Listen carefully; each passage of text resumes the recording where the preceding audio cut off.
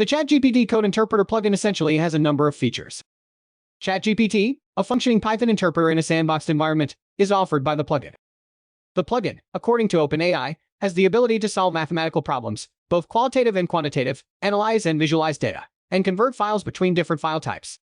This plugin improves ChatGPT's ability to generate codes from natural language inputs by using a different answer format.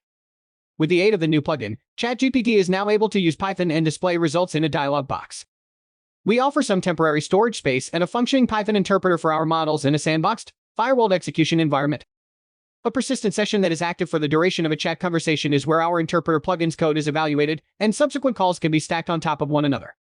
According to OpenAI blog post, we support uploading files to the current conversation workspace and downloading the results of your work.